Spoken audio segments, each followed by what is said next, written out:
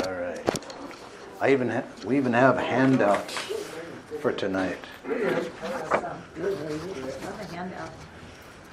Actually, what I want to do, in fact, is review through the handout notes, because we've talked about, I don't know, it seems too simple when we see a list of the causes for why the body develops all forms of disease. You read through it and it's like, it doesn't really make sense. So what I'm going to do is begin by reviewing these definitions, and some of these, as you'll notice, I made up myself. I didn't trust Webster, so I made them up myself. And yes, not right now though, otherwise you won't listen to me. You'll be reading the notes. But everybody gets one, yes. Okay. The development and reversal of degenerative disease. Okay, there's an ultimate principle that I want to start out with. And I mean ultimate principle. What is the most ultimate principle you can think of? The expansiveness of life, the essence of expansiveness. And then, according to relativity, there is what could be considered the opposite, but life doesn't really have an opposite. It has a temporary diminishing of itself, okay? Which is part of our human experience. What is the emotion that causes contractiveness? Fear. Fear. Okay, so we have two basic ultimate principles. The expansiveness of life and the temporary elimination or contractiveness that diminishes life. Health redefined. The health of anything has to do with its soundness, vitality, and proper functioning. In other words, its overall integrity. Now you look in Webster and a few other places and it doesn't define health. Health has nothing to do with the contrast between disease. The main definition that's been imposed onto us is if you have no symptoms of disease, you are healthy. That is not healthy. Okay? You come all the way to the top of that level where the symptoms of disease no longer exist. That's the starting point for health. Health is above that. Health is a matter of integrity. Principle defined.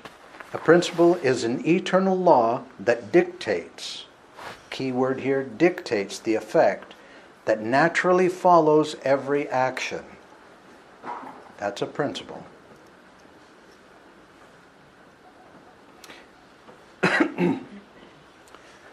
Disease defined. Excuse me. A physical disorder resulting from a distorted, weakened, and toxic condition. Symptom defined. A symptom is an alarm reaction of the body signaling a warning of poisoning or damage beyond the body's ability to correct the problem.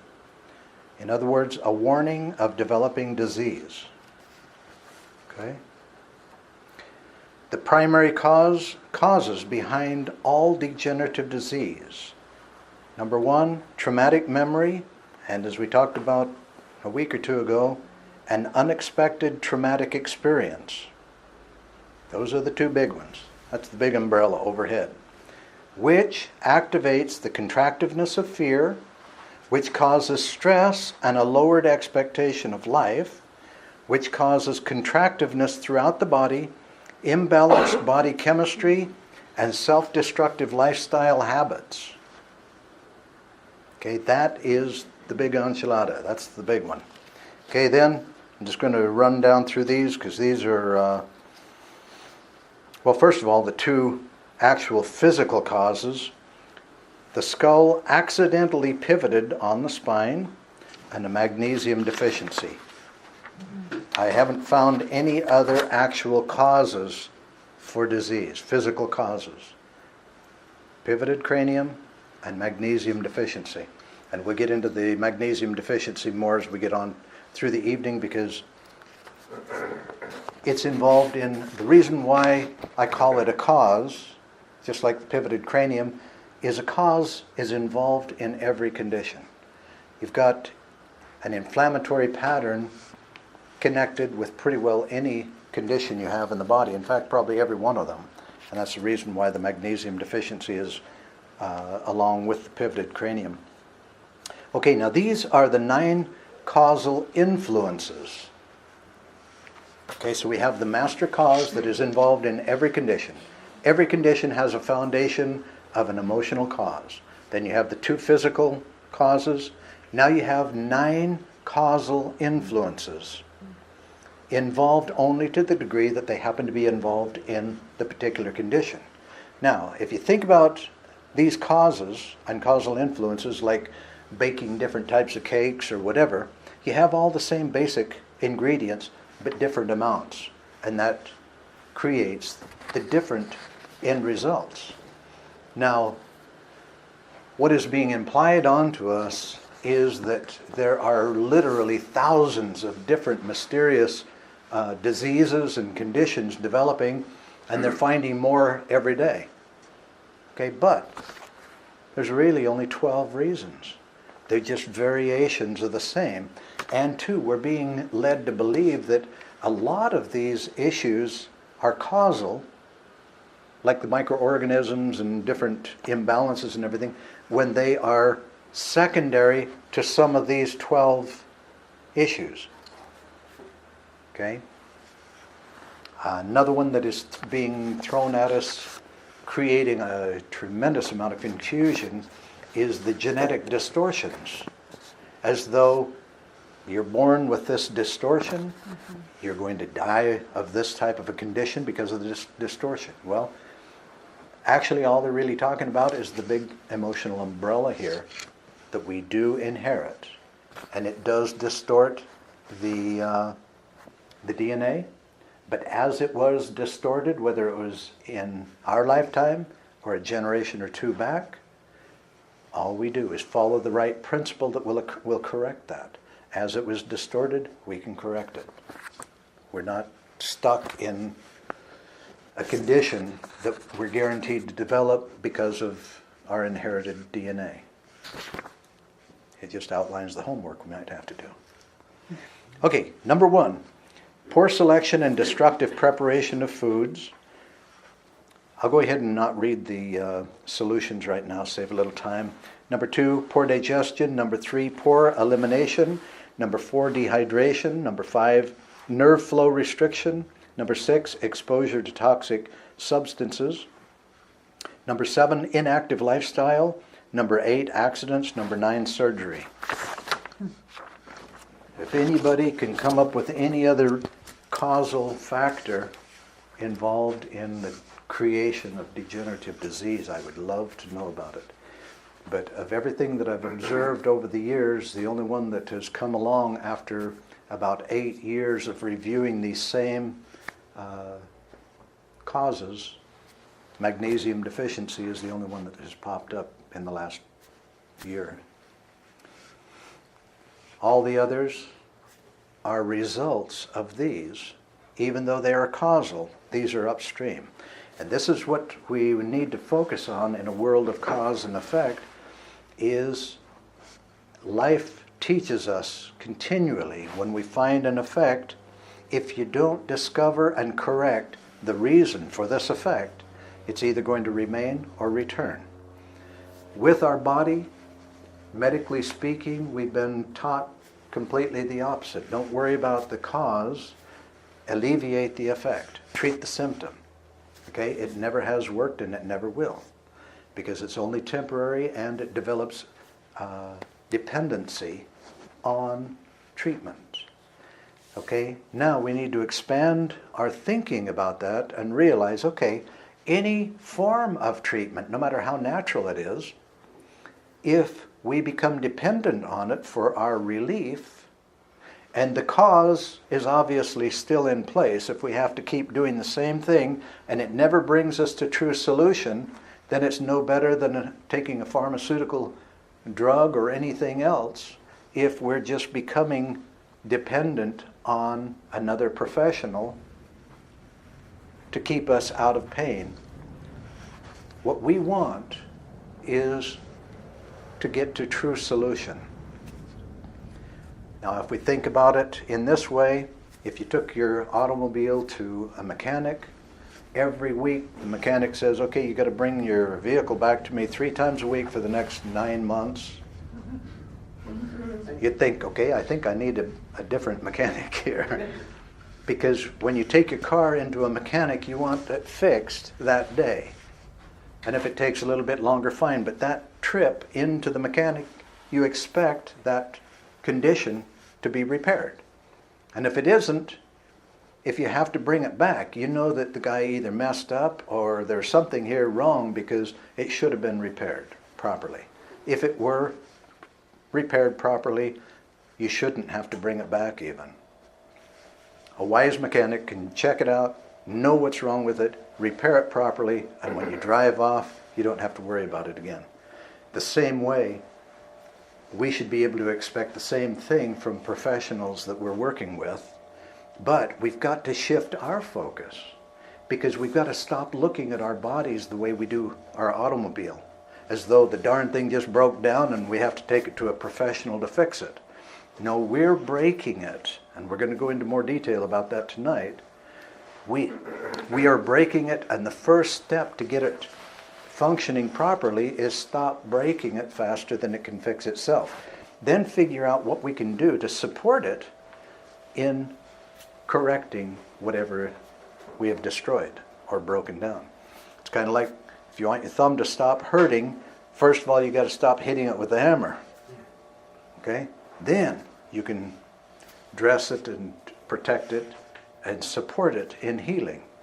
Now, treatment in itself is generally an insult to the innate wisdom of the body, because basically what we're doing is we're consciously approaching the body and saying, I'm going to fix you.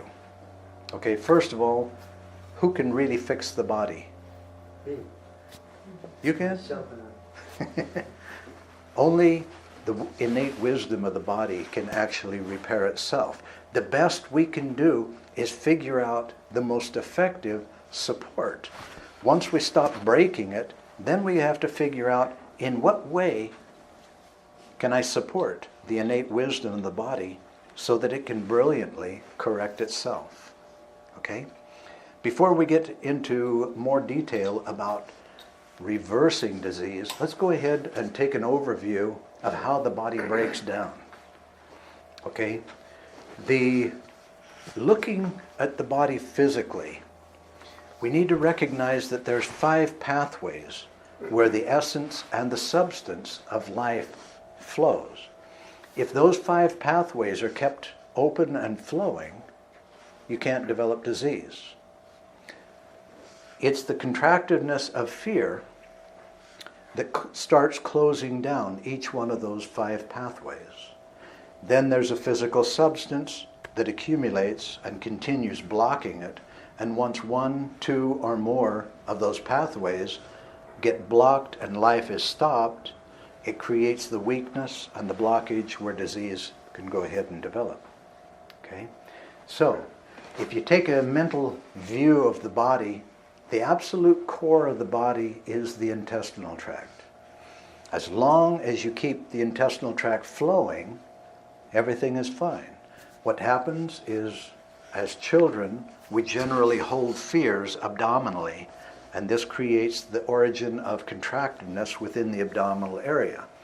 Add a few peanut butter sandwiches, bananas, and a few things, a little stickiness here and there, and a little bit of fear, and a few other things, and a little chlorinated water or antibiotics to destroy the intestinal flora, which of course makes the intestinal tract a little bit sticky, and pretty soon you start having a bit of constipation.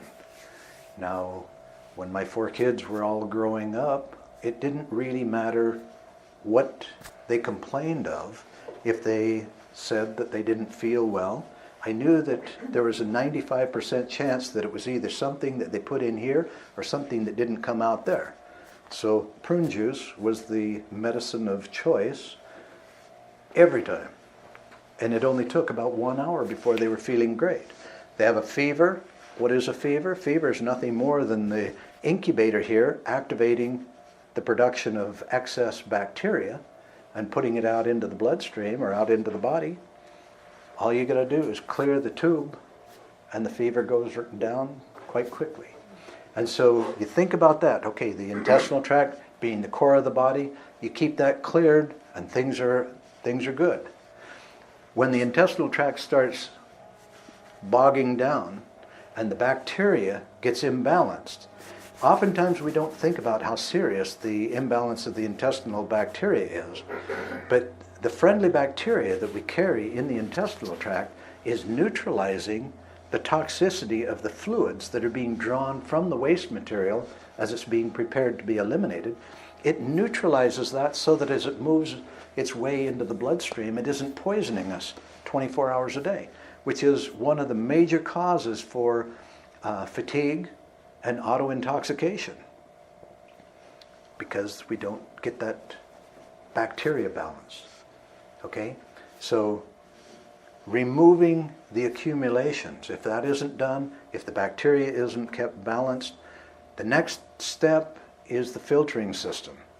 Once we get imbalanced and stagnated in the intestinal tract, then the liver starts getting overwhelmed. And as we talked a little bit about before the class started, once the liver gets overwhelmed, it starts throwing the workload onto the kidneys, onto the lungs, and eventually onto the reproductive body on both male and female.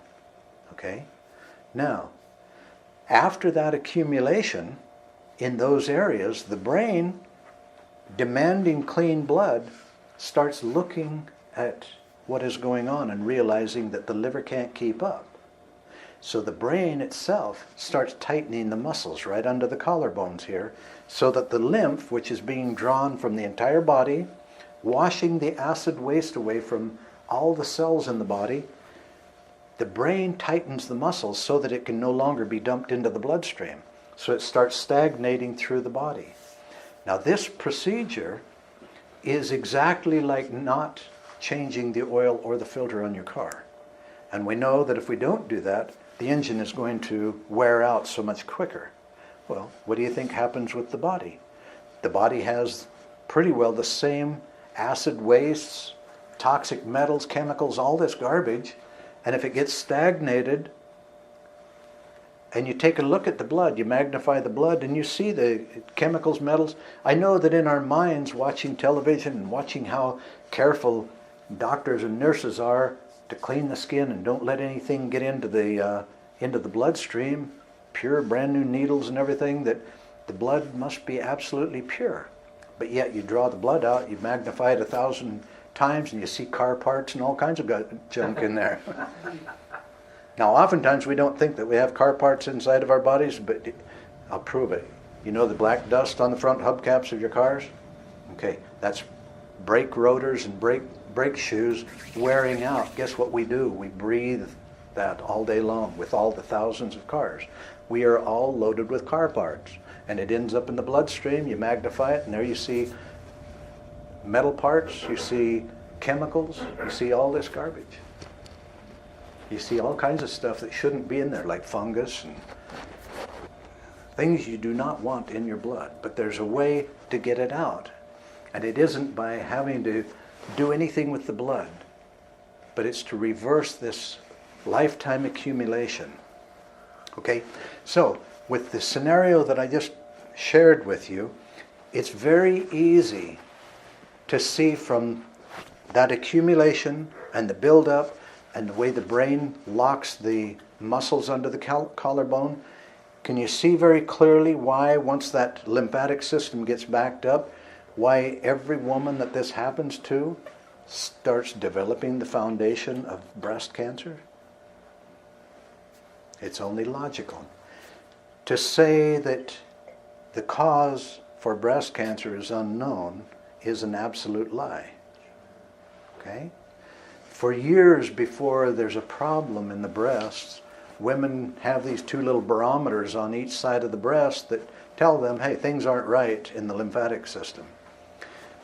Now, there's a principle that we're Well, I'll go ahead and cover it right now because there's many conditions that are developed because of this natural principle within the body, and it's a calcification process. Okay, now, stress of any sort is considered by the brain to be a type of pain. And the body wisdom uses calcium as a natural sedative. And so what happens when you start getting pain in the breasts? What do you think your body is going to do? It's going to try and sedate that pain with calcium. And if there isn't enough calcium in the diet, it's going to pull the calcium from your bones. Stress is one of the two major causes for osteoporosis. Osteoporosis is mostly caused by the body attempting to sedate you from the pain and stress of life. The breasts, in a condition of stagnated lymphatics, is a great example, because as the body is suppressing that pain from the toxic acidic fluids that are accumulating in the breasts, in time that calcium that has been sedating the pain starts crystallizing, and it turns into sand. Now, there's a technique referred to in Southern California especially as early detection. I call it early creation. It's the most ideal method of creating breast cancer for a woman. You take a breast that has been toxic for years, that has developed calcification, and you crush that tissue into those crystals of calcium, which would cause immediate damage and inflammation, and then you radiate that newly damaged tissue, and you have the most ideal formula for creating breast cancer. Mammogram. The mammogram, yes. Okay? There are wiser ways of detecting, but remember that every woman, years before you get into trouble, you have barometers here that tell you your lymphatic system is backed up. But we're not given the information of knowing what to do about it. It's just like, okay, don't say anything because it's scary stuff, because I might be developing something I don't want to develop. Well, let's just call these barometers that tell you you're a few gallbladder flushes behind. Okay? That's all it is. It's a warning sign that says, get out the olive oil and get that gallbladder cleaned out, because that was the starting of it. If you look at this process as being kinks in a hose, it's like we have this hose through the body that drains the poison from the body. And that hose has 5 areas where it's generally kinked. Okay? And the lymphatics is the 5th one. So we want to go down and get the first one and the second and work our way up. Because if you look at the body the way Roto-Rooter would, if you hired Roto-Rooter to detoxify your body, they wouldn't sit here and try and move your lymph. They'd say, well, there's nowhere for the lymph to go. We got to open up the pathways to get things moving. They'd go clear down to the bottom end, and they would start opening up the nerve flow from the lower back, which they would realize is the reason for the stricture in the colon. Nerve flow restriction from the lower back closes the colon down so that we're recycling more waste material instead of eliminating it. Okay, so the lower kink in the hose is the tightness of the lower back. The second one is the associated stricture of the colon. The third kink in the hose is the gallbladder, which from today on, it would be best for you to consider the gallbladder as simply the trash can for the liver. Because that's literally what it is. It's the trash can for the liver. But when the trash can gets full, it backs the waste material up in the liver, which becomes the 4th issue, the 4th kink in the hose. Then you get to the 5th one, which is the tightness of the muscles under the collarbones that stagnates the lymphatic system. To open up all 5 of these is what I call the flow of detoxification. It's the method that the body would use itself to reverse the lifetime accumulation of garbage. And if we leave a kink in any one of those 5 areas, detoxification is going to be unsuccessful. Now, As those of you that know about the program and what we've developed are familiar with the detox baths. This is another way that the body normally uses to clean the blood and the lymph, by throwing this waste material right out through the skin. But in order to be able to utilize that technique, you normally would have to be out in the field working hard like we used to do 100 years ago or so, or for some of us 40 years ago. Without physical exercise that would work up perspiration, it's difficult to get the skin to open up and remove the poison from the blood and the lymph. But you jump into a detox bath with powdered ginger and salt and soda and everything, and it opens the pores, and the hot water stimulates a movement. Now, the reason why there's so much salt in with the detox bath is for the osmotic effect of it. Water always moves in the direction of the heaviest salt.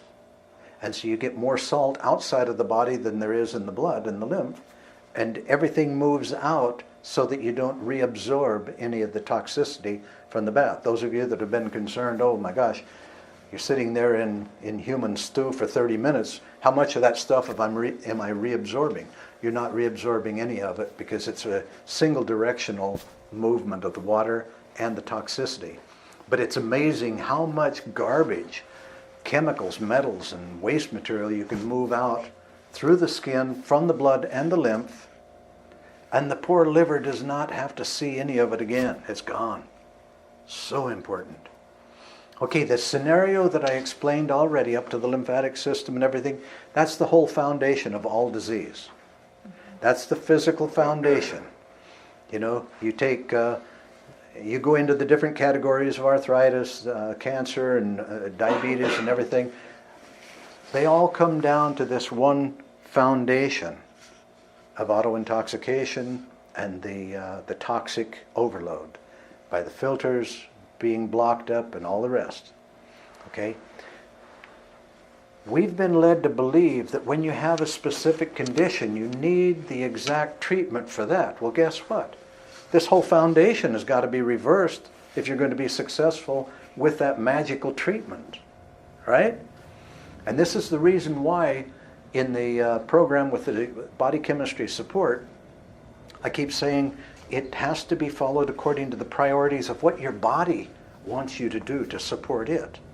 Because if you don't follow these basic issues, if you don't get the intestinal tract moving, if you don't clean the blood out through the lymph, or the blood and the lymph out through the skin, if you don't do the gallbladder flushes, that sewage that has been accumulating is going to undermine your success in whatever treatment you choose. Now, the basis of, let's look at another very common condition, which is really kind of another part of this foundation of all other disease, and that is the chronic fatigue syndrome. Now, the basic starting point for the chronic fatigue syndrome is that tight lower back and the strictured colon recycling fatigue acids into the blood. That's only part of it, though. When a person gets to that point where they're diagnosed as having the chronic fatigue syndrome, it's after they've pushed themselves with caffeine, sugar, and willpower through that feeling of fatigue long enough to exhaust the adrenal glands. The chronic fatigue syndrome is the coupling of that fatigue, saturation, and adrenal exhaustion. This is why you can never stimulate a person out of such a condition. The adrenal glands have to be coddled. They're batteries that can no longer take a charge. You can't stimulate them into activity again, because that's the reason why they're exhausted, is because they were overstimulated into exhaustion. So they got to be supported. They got to be fed properly. They got to be supported. And the reason why they were destroyed has got to be taken away. And what is that? That's the emotional stress that was imposed onto them. The driving force, the accomplishment in exchange for life. Okay? So adrenal exhaustion is a dead battery that can't take a charge. And it won't take a charge until they've been supported long enough to be able to repair themselves and rebuild. Then they can take a charge. And then, what would be a great idea if you find yourself anywhere near that bottom level of adrenal insufficiency, to consider yourself energetically bankrupt and considering energy as you would money. You need to start a savings account. Instead of going to bed at night after you've wrung every ounce of energy out of the body and collapsing in bed, start a little savings account. And if you feel like you got a little bit of energy, instead of looking around for one more project to complete, go to bed. Call it a good day. In the daytime, take time to rest. Just stop. Realize that what we've been doing as adults, we've been taught to do this by generations of observation. We have been taught to exchange our life force for accomplishment. Just like money, spend it all on accomplishment. And at the end of our lives, we find that we have chosen accomplishment over life so many times that we don't have life left. And how often do we see an elderly person being willing to give all they have if only they could get a little bit more of a charge back into the battery, get a little bit more life, a little bit better health? Well, the sooner we realize that is a fact, that when we get to that age, it would be much better to be healthier at 90 than we were at 50, rather than the opposite. Most people get to the point, if they get to 80 or 90, it's not with very good health. I challenge everyone here to anticipate that you could be healthier at 90 than you could be at 50 even, just by following the right principles. I'm in. All right. It's like Alexis Carrel proved so long ago. Death and disease is not in the cell. It's in the fluid surrounding the cell. I'd like to extend that to another level by bringing in a very destructive force besides the fluid surrounding the cells, and that is the belief system, our most destructive force in our lives.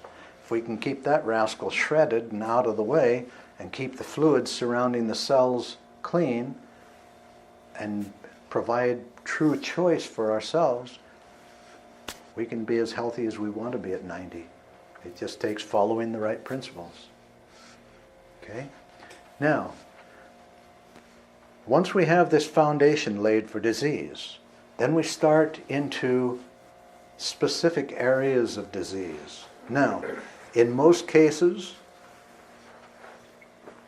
to have a serious disease developed is not only the natural result of this foundation expanding and advancing, but generally it takes something pretty strong, like a shock, to initiate a serious disease. And that is an unexpected trauma, an unexpected experience that shocks the body and provides, as we've mentioned before in different discussions, we carry different emotions in different organs, right? Okay? And the brain, of course, is connected to all of these.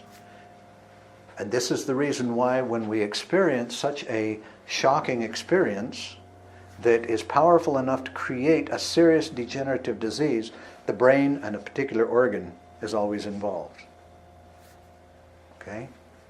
So we've got to keep that in mind. Just like right in the beginning, the absolute causes is either traumatic memory or one of these unexpected, shocking experiences. Either one will cause it, the second one guarantees it, and it will stay in place. Remember, we are creators and we have the power to unconsciously guarantee ourselves to continue with that serious condition until we come to true resolution with it. Until we come to real resolution. Now, oftentimes, I talk to a lot of people that say, oh, I dealt with that years ago. Well, if the condition is perpetuating, it wasn't really dealt with. That's called denial. Denial is a nice comfort zone, but it doesn't work. By the fruits of the body, we'll know what's going on. The body is not only the crystallized form of our emotional habits, but it's the most exact barometer that we have to show us how we're doing with these principles. Because remember the definition of a principle. Principles dictate the outcome. They're not suggestive, they're dictatorial. And we look at the crystallized form of the body, and it tells us exactly what we've dealt with and what we haven't dealt with. It tells us exactly how we feel. Because the body literally is the crystallized effect of our emotional habits. And these habits are inspired by the stories we carry in here and in our DNA. And the only way that I've seen that we can honestly clear those stories is to go back in time with the portals, healing through the portals of time, and heal the individuals who wrote the stories. Everything other than that pacifies us so that we can deal with the issues more comfortably. Does that make sense? Again, in a world of cause and effect, it doesn't matter how many pacifiers I suck on or play with, it's not going to solve an issue that was created back in time.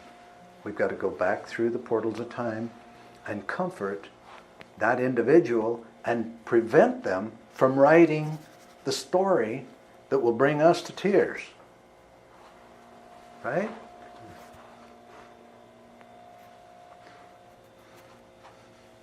Let's take a branch. Now keep in mind, degenerative disease is a natural result of the principle of cause and effect. It's the end result of a creativity in a particular direction. Cancer is not an enemy trying to destroy us. It is a very natural result of the momentum that we continue in a particular area. And for those of you that question this one, as I did years ago, how in the heck can you have a baby or a child with cancer when you consider the length of time that it takes to create a condition like that? Well, keep in mind, it got the momentum through the parents. Okay? The trauma, the traumatic experiences of our parents, grandparents, and great-grandparents is all expressing through this body. That is the course that we signed up for. I chose this body, you chose that body, because the hardware is already programmed with the software. The challenges of life are already here. The hell that we carry in our DNA inspires us with the hell that we create for ourselves. We don't have to go out looking for trouble. We are trouble. Right? Life is much simpler than we've perceived it to be, you know? We think that there are mysteries. There aren't mysteries. Everything is here and now and in our face. All we have to worry about, we don't have to go out looking for challenges. We got them right here. Okay? Cancer, when you stop and think about the actual condition at the cellular level, what causes that tissue cell to mutate? Okay? We take a look at the foundation. The foundation has got to be there, right? Now, of course, we've been led to believe that a baby is born pure and clean and healthy, right? But yet we have to stop and think, wait a second, just think of how many babies are born with jaundice and different problems. Well, the clarity of that is that poor little filter the liver of the baby has been filtering the mother's blood for at least 7 months. So the whole body is actually quite toxic already, because if you pull a blood sample from the mother during the gestation period, it's not pure, clean blood.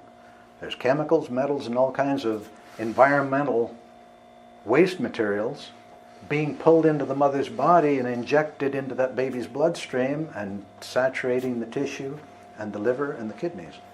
So the baby is born a little bit handicapped. And every cell in the baby's body carries the DNA traumatic memories. All the stories of the hell that takes place on Earth is infused into that little program. And it goes from there. It's just a matter of, you can take the healthiest body that it can be with low energy, and everything can seem to be functioning properly, but if the life force is diminished to, let's say, 20%, the body develops cancer naturally. But we go down to a cellular level, and what is it that actually causes that cell to mutate? It's a starvation of oxygen.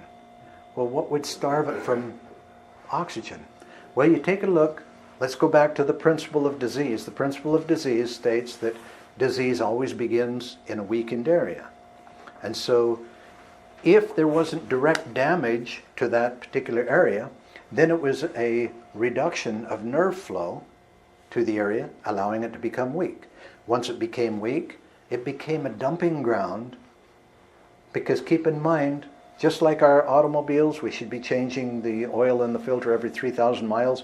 Okay, with the body, we should be flushing this garbage out of the body. We've never been taught until the last so many years that we had to clean those filters.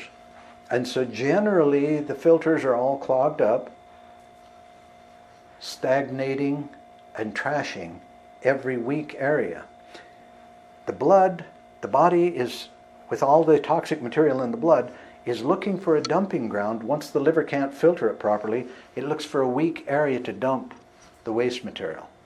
And so in any weakened area, it's going to dump the chemicals, metals, and all the waste material, which of course is irritating or inflammatory to the tissue, which any form of swelling and congestion is going to also reduce blood flow.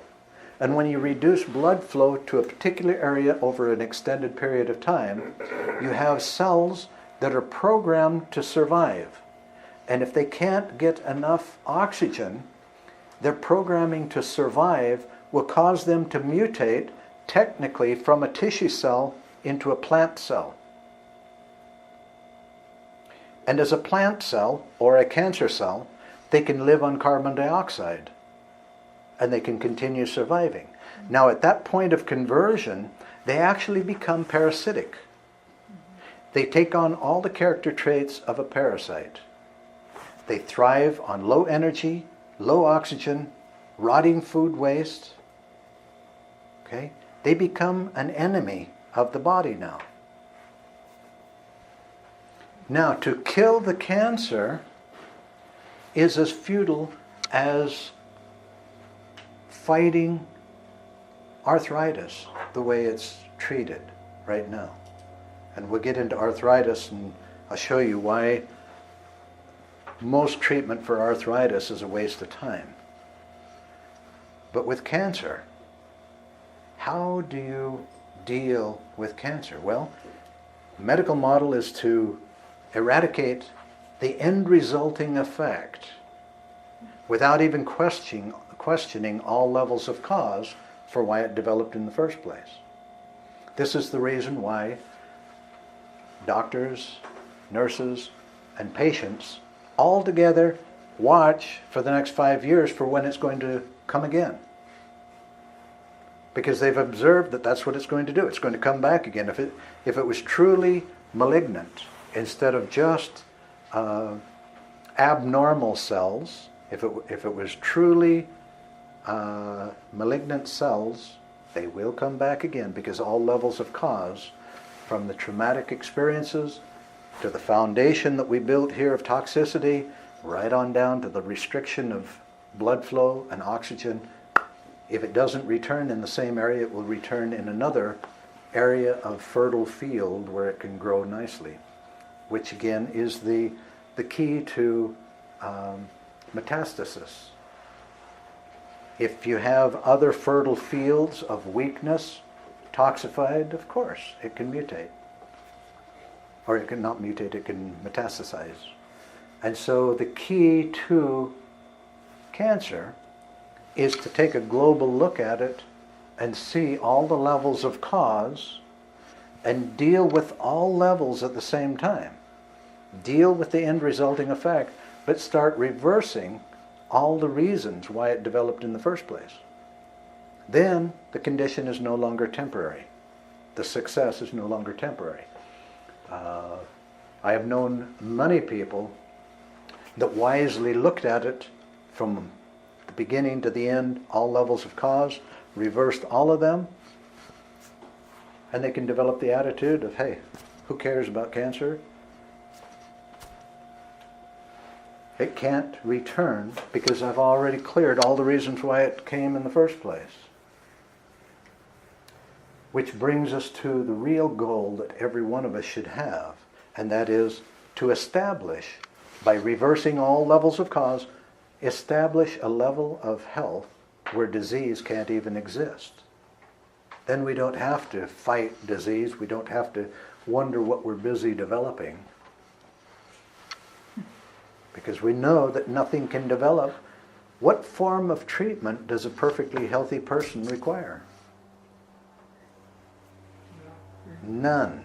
A perfectly healthy person does not require any form of treatment because they have no symptoms of disease. That is where every single person can be if they want to be. The goal just has to be changed. There's two roads. Fighting disease, which you look clear down to the other end of that road and it ends in a horrible death. And there's another road, which is the creation of a higher level of health, where clear to the end of that road, it looks fine. It looks like a guy died of boredom or something.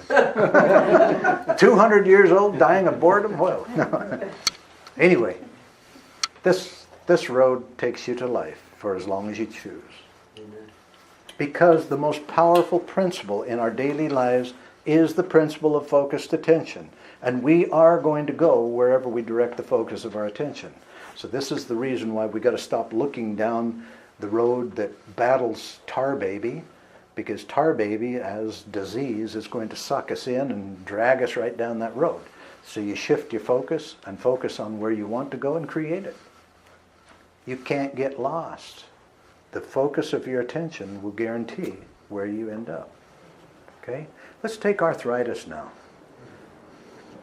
Arthritis appears to be a problem caused by calcification in the joints that creates an irritation that inflames and swells the knuckles, joints, and causes excruciating pain.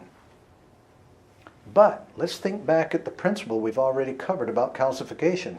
Why do the joints get calcified? The body loves it to get rid of pain. There was pain in the joints before the calcification, right? Why would there be pain in the joints? Lacking something. Magnesium.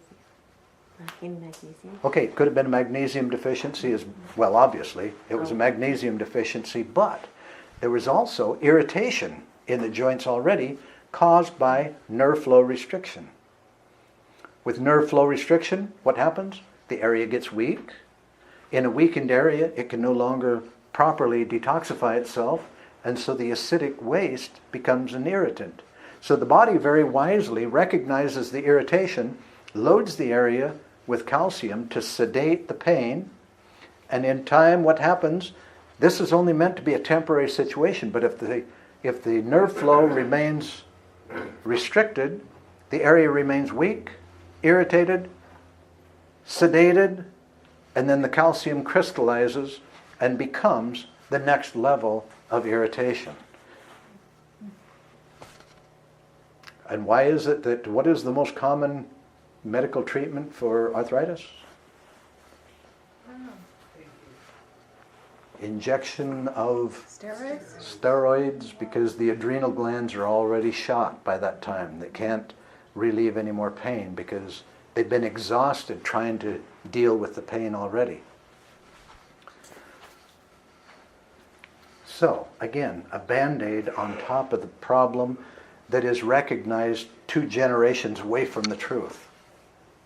Okay? Now, what happens if we reverse the actual causes?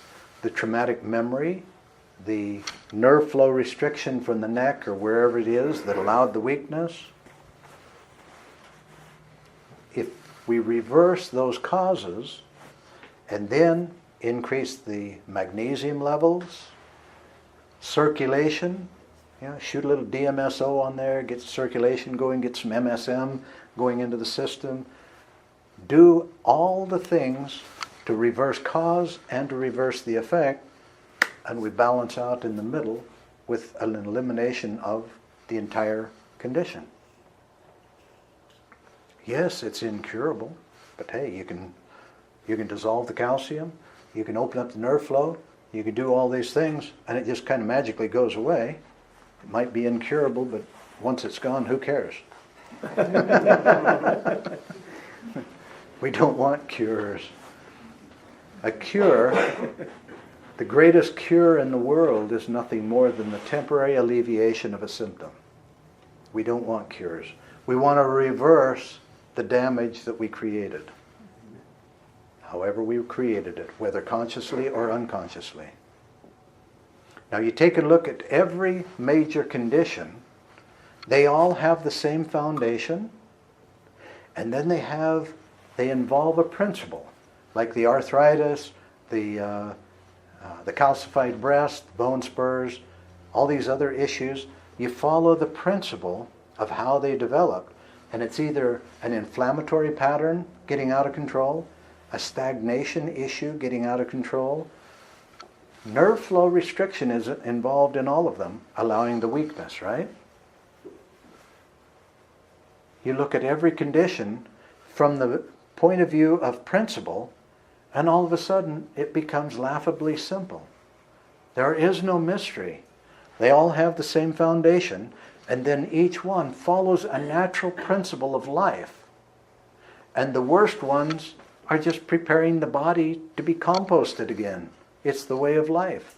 If you get benched from the game of life, you stagnate, and Mother Nature says, more compost.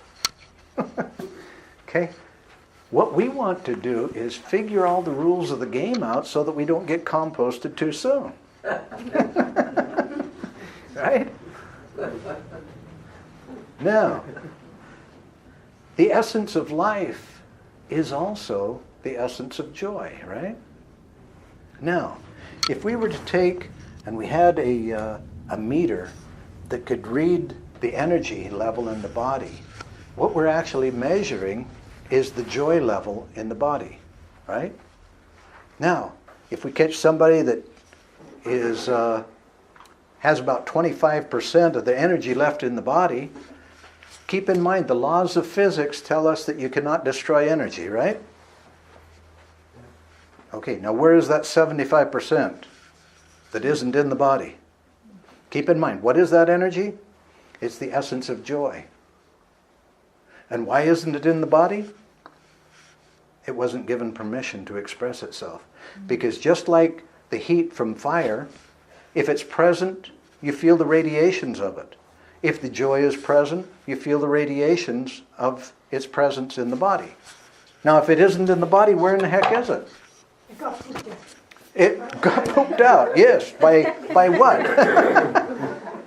By the contractiveness of fear, we pooped it out.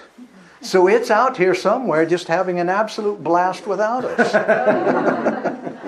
Because joy has got to be expressed. And if we don't give it permission to express itself in the body, it's going to go out here somewhere and just have an absolute blast. It will be expressed. It's just that we don't get to experience it because we didn't give it permission. But here's the good news.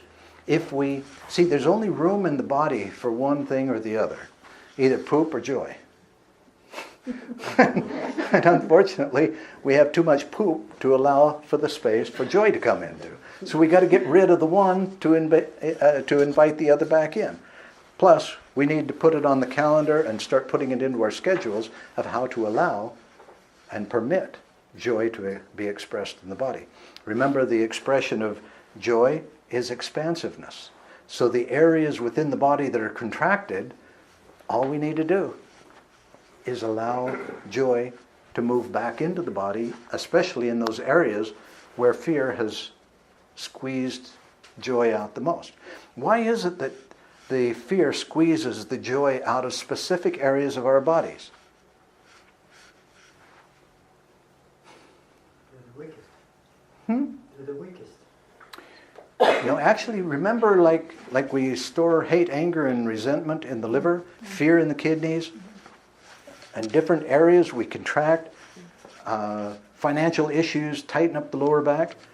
This is true body language. Where are we holding our fears? And what happens if we conquer those fears? If we truly conquer those fears, and what do we have to do in order to be able to conquer those fears? What causes the natural human reaction of fear? Depression. Feeling loud. Traumatic memory inspiring us to avoid that from happening again. Okay? Now all of our fears are an hallucination, right? Because everything we fear hasn't happened yet. We're only imagining it, and we're cowering from our own imaginings. But the reality of it is, somewhere in the last 3 generations, we've experienced something similar, and we don't want to repeat that. There is the natural human response that contracts us and that we call fear. We don't want to repeat this again. So again, that is the reason why it's so important to go back. And what is it that we're carrying through the DNA? It's a story. It's not pain and anguish. It's a story that is so powerful it can bring us to tears. It is so powerful it manipulates our entire lives. So, through healing through the portals of time, we go back and we stop the story from being written.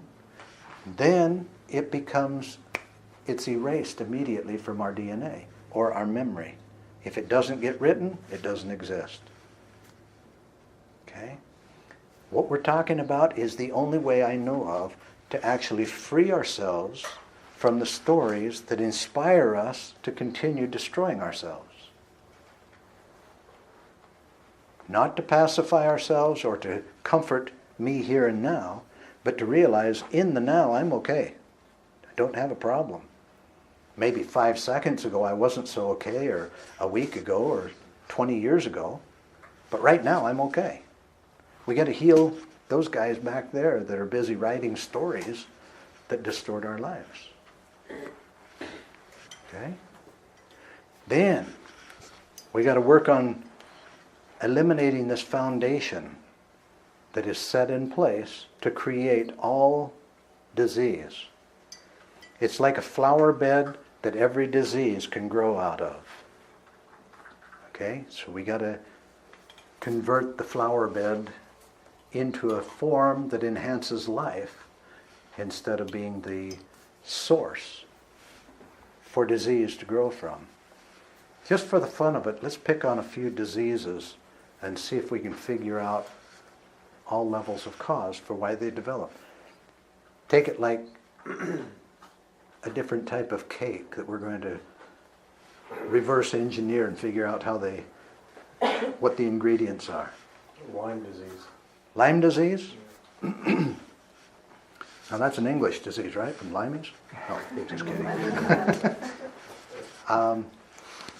Lyme disease, like AIDS and a few others, are not natural, normal diseases. Amen. They are fabricated. They got out of the laboratory. But all viral See, it still becomes a parasitic life form. It's a little tougher to corral because it takes on an intelligence that can mutate and change the rules for itself. But again, just like any other parasitic life form, if we've got the foundation laid in place, still, poor digestion, poor elimination, loads of toxic material and stagnated pathways with kinks in, how in the heck can we bazooka any sort of viruses out of the body while we're still laying out the welcome mat? While we still look like a catering truck to them, how do we starve them out or kill them? Okay? The greatest enemy to any of the little sludge suckers, whether they're viruses, bacteria, parasites, cancer cells, whatever they are, the greatest enemy to all of them is a high level of vitality. Okay? And the only way that we can get to that level of vitality is to dump the sludge. Totally detoxify the body, keep increasing the vitality, and at the same time, start bazooking these little guys with whatever tools we have. We have microparticle silver, we have MMS, got a lot of tools, ozone, got a dozen weapons at our disposal. But as long as we're feeding and caring for them at the same time as shooting them, it's a fool's game. Now, the key to our success, our overall success with all the parasitic life forms within the body, is to develop a level of vitality where they begin to hate us and they don't even want to stick around anymore. The vitality will either kill them, or if they're a parasitic worm, they'll say, I got to get out of here. I don't like it in this place anymore. Okay? Cancer cells will be reverted.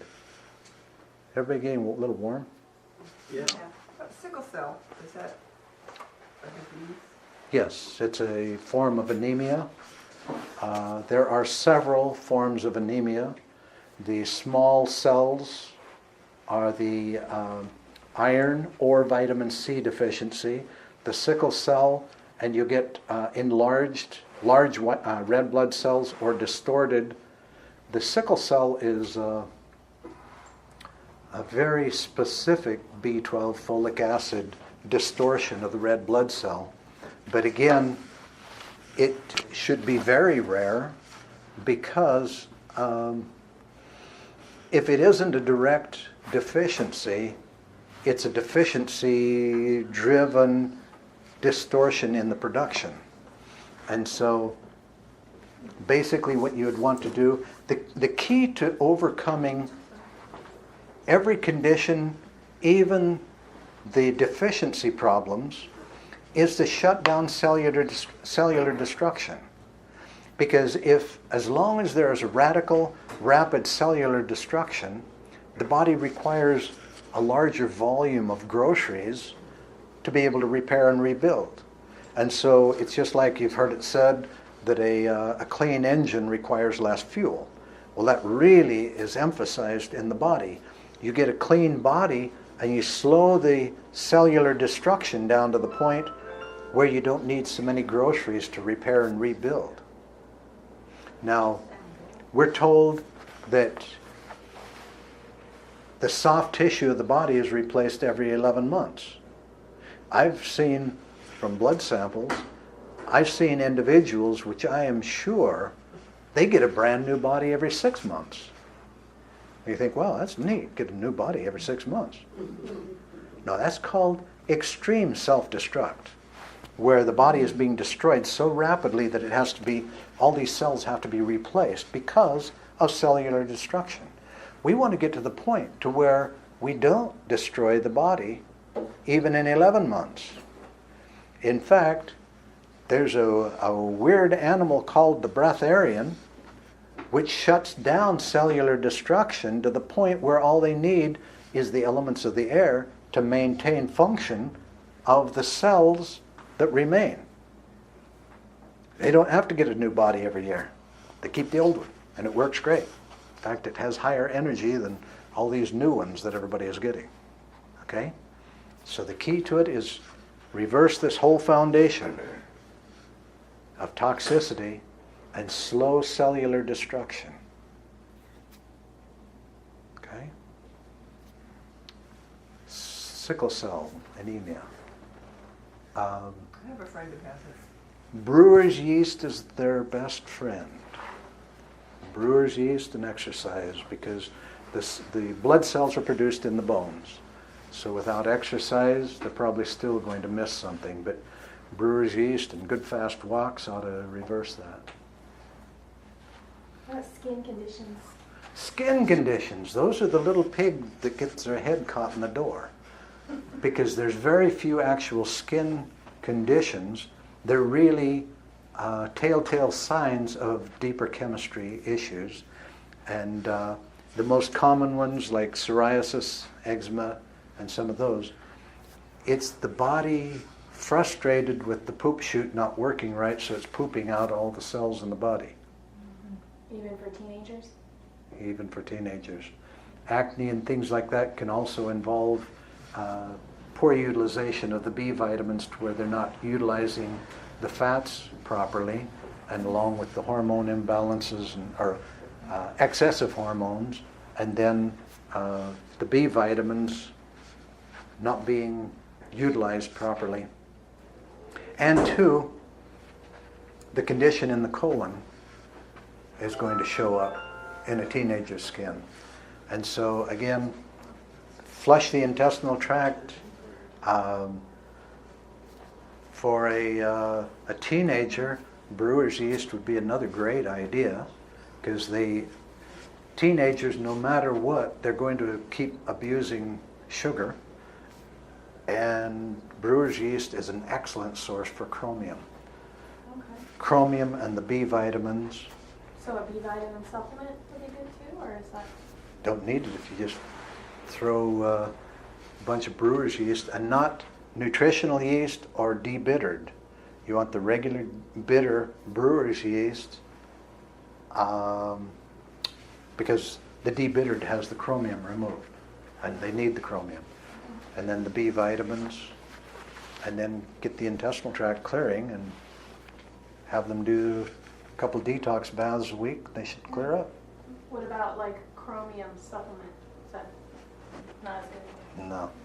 I read an article years ago about chromium picolinate, and it kind of threw a vision in my mind of taking a screwdriver and prying a cell open and pouring some scrap metal in it, and wondering why it didn't work well. Food source always works best. Sticking along a similar subject of the skin, what about hypo and hyper melon when it comes to your skin tone and color, discoloration? The hyper is sometimes stimulated by toxicity in the fluids, which age spots and things like that give an indication. In fact, I screened a woman today that from her knee down, it was dark pigmentation caused by the liver not being able to keep the blood clean, so that toxic waste was going down into her legs. I think most everybody here has probably seen elderly men sometimes that have purple shins and feet, ankles. Same thing, liver. And Saturating. And if the pigmentation's fading? Pigmentation Fingers and fading. toes? It oftentimes it's a tyrosine deficiency, because you have to have tyrosine to produce healthy melanin. And I believe that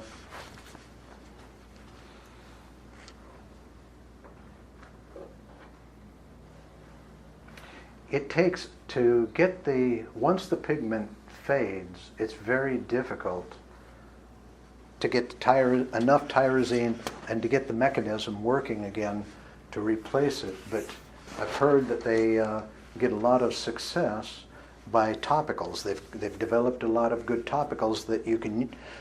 Obviously, you work on the foundation, because no matter what the condition is, this foundation is laid. You work on that, then you take some of the specifics, and if there's a particular deficiency, as with the demyelination, or demyelination. You hit the tyrosine in large quantities, you do a topical, and you do everything that you can to support the body in normalizing the What pigment. if you've got both of them happening at the same time? The hyper is probably more closely directed to the stress levels, because what you're talking about there is a similar pattern to arthritis and some of these conditions where you've got osteoporosis and calcified areas of the body at the same time. It's a transfer of substance from one area to the other, which is usually a survival mechanism of defense. So you'd need to look at where there's the hypo and hyper at the same time, just transferring. There's something in the area of an extreme stress and threat to the individual that needs to be addressed. Yes? Could the stress be from bad fabric contact in certain areas, laundry soaps, fabric softeners, It could be. or cosmetics or toxic lotions being put on the body as well? All of this should be Cell phones. considered. All of these things, any stressor, all stressors should be considered, of lifestyle habits, because there's something in excess there. It could be something so simple as a laundry detergent that the individual is allergic to, depending on where in the body. Basically what is going on is a type of body language. So you got to look at the area of the body and think, okay, what could be stressing that area of the body? Look at body language that we talked about before, and then some of the things that David talked about to consider. But would it be a cause like for like Raynaud's disease or Raynaud's syndrome or neuropathy? Or was There's different causes they were there. totally opposite? Raynaud's is more like copper toxicity. Okay. What was the other one you mentioned? Neuropathy. Peripheral neuropathy. That could be mercury or structural distortions. But they So don't have anything to do with the melon. no, they're different causes. Okay, that's different. Were you going to add something there, David? Yeah, jewelry, earrings, Yeah. anything in, on, or around the body, but one of the most overlooked areas that's not talked about is the oral cavity in the dental situation, pulled teeth recently, root canals, and metals in the mouth reflex to different parts of the body too, and that's got to be looked at with as well. Good point.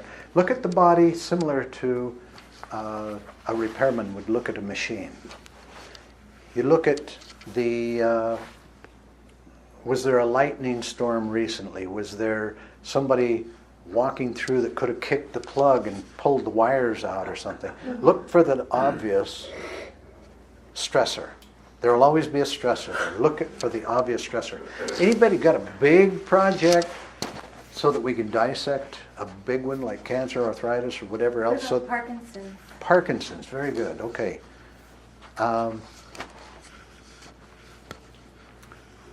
Look at the activity that the nervous system is doing. It's an overfiring, right?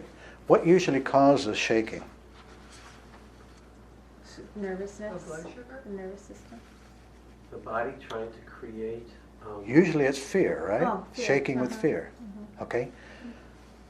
What's happening in Parkinson's, forget about the dopamine and all the obvious issues. Let's look at it globally, and I'll give you a good example of a guy who, once they figured everything out, they discovered the real cause of the condition stemmed all the way back to a time when he was 8 years old. He was out in the field with his mom, and she was burning the grass in the field, and wind whipped around, and an 8-year-old doesn't have such a high view of the world, and when flames come up to the height of your whole body, it looks very scary. You can't see over it. You can't see how to get out of it. And he saw this wind whip the fire around them, And he just knew immediately that he and his mom were about to be burned to death. And there was a level of traumatic fear that just overwhelmed him. His mother, he could see, was very frightened herself, but the wind shifted a little bit. She grabbed him and ran through an area where there wasn't so much fire, and they were cleared out of it. But in his 70s, it took a lot of work to figure it out, different muscle testing and different counseling and whatever. And finally he got it that, wow, that was the origin of the condition.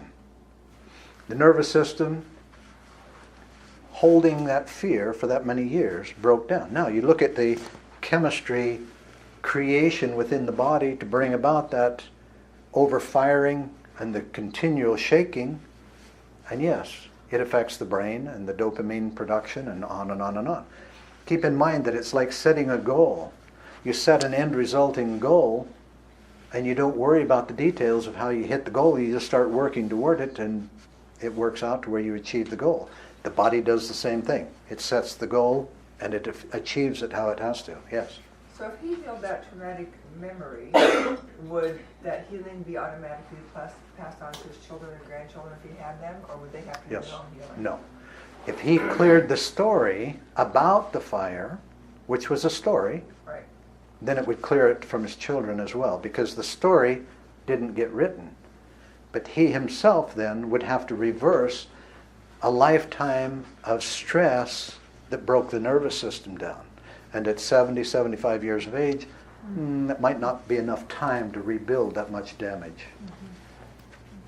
But to point that out, there's a guy, I think he's in San Clemente, that developed a product. It's a bioflavonoid, lutein, and he created a product that he calls Lutamax. And however that bioflavonoid works, it's a natural bioflavonoid, just like part of a vitamin C complex, but it calms the nervous system so well that I don't know if it would bring a person to complete solution, but it would be a major tool to stop the overfiring of the nervous system in a very natural way. What's it called? Lutamax. Lutemax, I think. My friend's mother recently got cancer in an area that doesn't get any sun. Is that An area of the body that doesn't get sun, or yeah. on the planet? Yeah, an area of her body, her private genital area. Yeah. She got skin cancer there, and she's confused because she said the sun doesn't get any sun, and people have this notion that skin cancers, it's from the sun, but Generally. One, you mentioned that it's disease underneath the skin somehow, and it gets pulled up to the surface.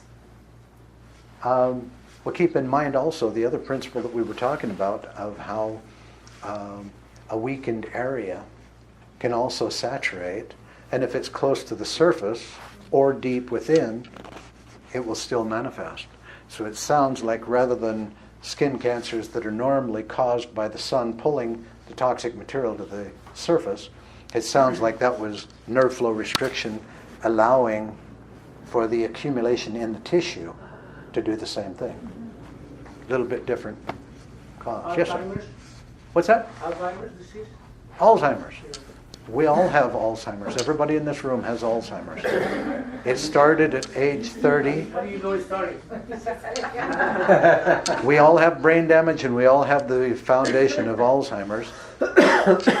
Actually, that's probably the only other chocolate formula that I'm going to work on right away.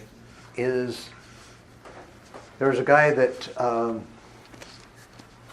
see, they figured out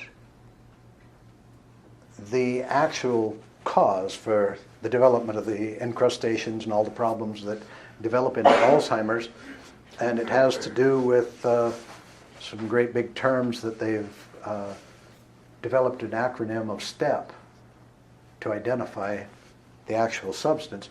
And this guy, once, because he heard of the pharmaceutical industry putting together a pharmaceutical drug that was supposed to reverse that, but at that point it was 10 times more toxic than the benefits would ever be.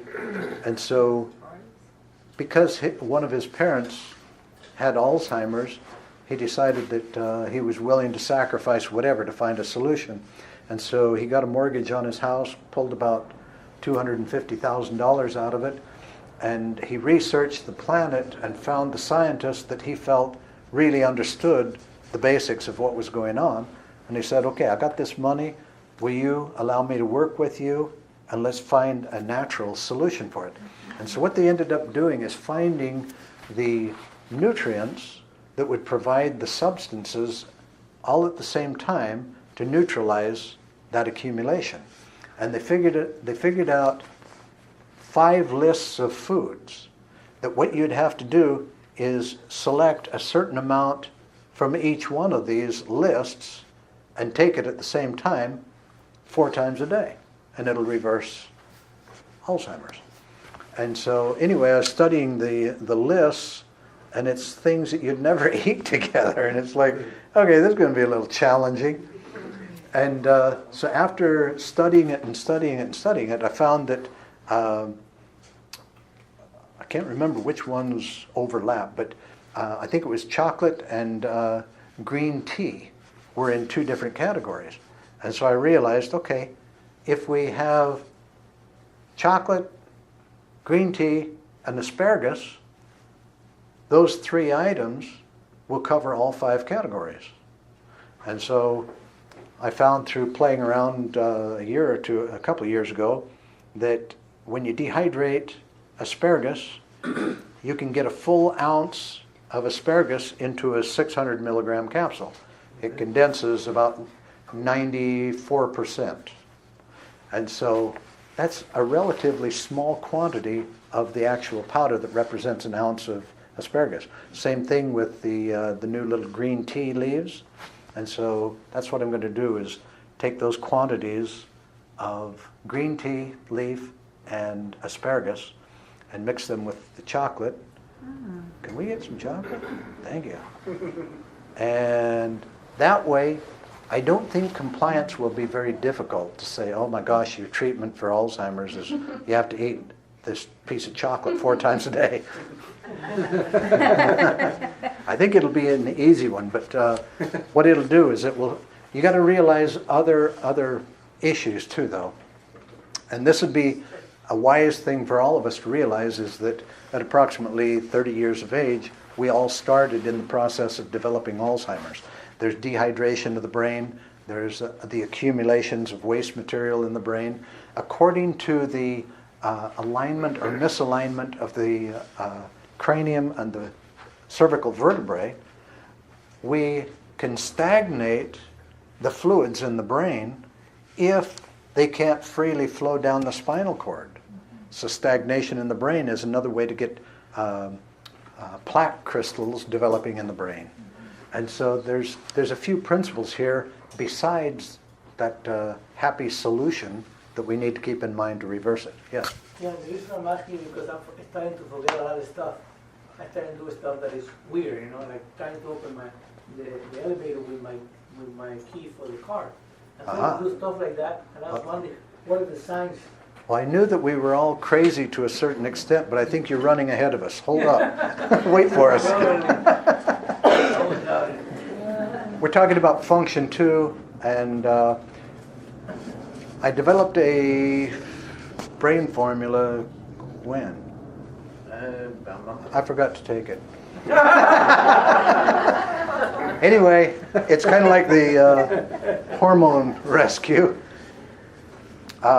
It actually, what we're playing around with is the possibility of throwing that in with the hormone rescue to help the brain. But the neat thing is, right now, I put 10 milligrams of vinpocetine in it. They're trying to push vinpocetine as a drug, and then the price is going to go way out of sight. So I don't know what we'll do. for that one ingredient, but it has a bunch of other neat ingredients that will boost the brain function. Yes. I also think brain exercises of neuroplasticity is very important. Definitely. And the other thing is, most people don't have a desire to remember things till later on in life, and it's an important thing. I don't know why I'm blessed or cursed, but I remember an awful lot of many things. I mean, just things that blow people away. And for me, it's important to remember a lot of things.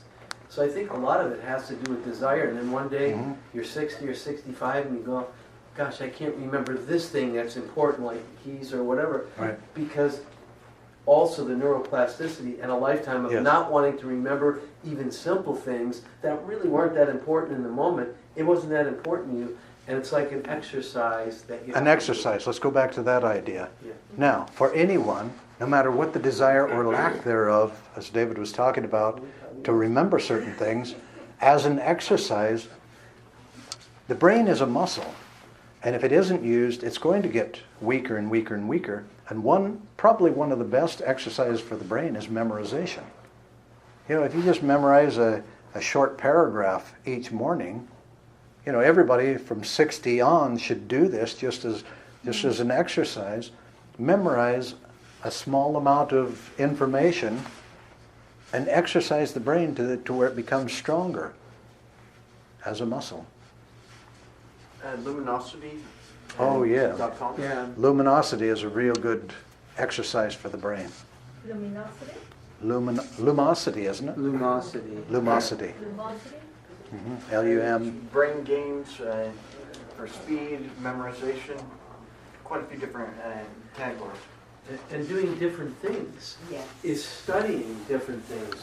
Holding a book with the opposite hand